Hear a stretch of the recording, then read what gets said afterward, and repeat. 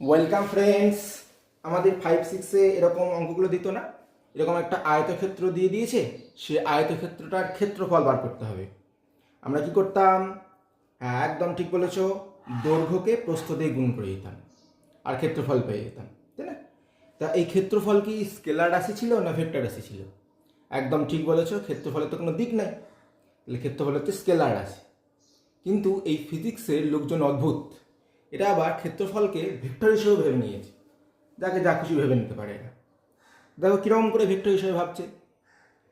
ধরো এই যে ক্ষেত্রফলটা দেখতে পাচ্ছ, এই যে আয়তক্ষেত্র দেখতে পাচ্ছ, এইটাকে একটা ভেক্টর হিসেবে, এই ক্ষেত্রফলকে ভেক্টর হিসেবে সূচিত করবে। তা কী করে করছে? বলছে এর যে ক্ষেত্রফল সেটা হচ্ছে ওই ক্ষেত্র ভেক্টরটার মান, আর এই ক্ষেত্র ভেক্টরটার দিক হচ্ছে এই যে সারফেসটা আছে, এই সারফেসের লম্ব দিক। বুঝতে পারলে? তার মানে ধরো এই আয়তক্ষেত্রটার এই বাহুটা হচ্ছে ধরো 5 সেন্টিমিটার, এই বাহুটা হচ্ছে 3 সেন্টিমিটার। তাহলে ক্ষেত্রফল কত দাঁড়ালো? একদম ঠিক 5 × 3 মানে হচ্ছে 15 সেমি স্কোয়ার, তাই না? তাহলে এই ক্ষেত্রফলটাকে যখন আমরা ভেক্টর হিসেবে সূচিত করব, যাকে বলবো ক্ষেত্র ভেক্টর বা এরিয়া ভেক্টর, তাহলে তার মানটা দাঁড়াবে হচ্ছে 15 সেমি স্কোয়ার। আর দিক কোনটা হবে? দিক বলছে এই যে তলটা আছে, এই যে সারফেসটা আছে, এই তলের লম্ব দিক। তাহলে দেখো এই তলটার লম্ব দিক কোনটা, দেখো এইটা, তাই না? এই পেন বরাবর দেখতে পাচ্ছ, এইটা হচ্ছে লম্ব দিক। ঠিক আছে?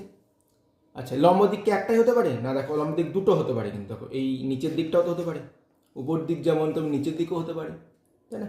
তাহলে এই সারফেসটা দুটো হচ্ছে লম্ব দিক, দুদিকেই কিন্তু ক্ষেত্র ভেক্টরকে আমরা সূচিত করতে পারি, তাই না?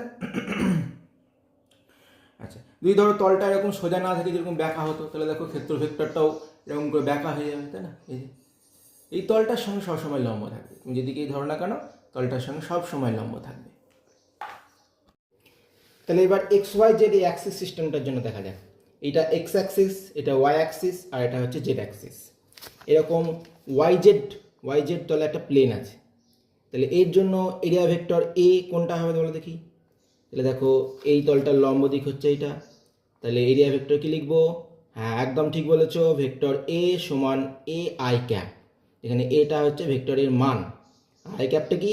আই ক্যাপ হচ্ছে এক্সের দিক একক ভেক্টর, তাই না? এটা তো এই দিকটাও আছে, এদিকটা যদি এইটাকে আমরা একক ভেক্টর ভাবি, তাহলে এই দিকটার জন্য লিখবো হচ্ছে ভেক্টর এ সমান মাইনাস এ আই ক্যাপ, তাই না? যদি তলটা ওয়াই জেড না নিয়ে যদি এক্স জেড তল হয়, এই তল, তাহলে তার জন্য দেখো এরিয়া ভেক্টর কোনটা হবে? এই যে এই তলের লম্ব, অর্থাৎ ঠিকই বলেছো, ভেক্টর এ সমান এ, দেখো এক্স অ্যাক্সিস, এই ওয়াই অ্যাক্সিস, তার মানে ভেক্টর এ জে ক্যাপ, তাই না? বা উল্টো দিকে যদি ভাবি, নিচের দিকে যদি ভাবি, তাহলে হবে হচ্ছে ভেক্টর এ সমান এ মাইনাস এ জে ক্যাপ।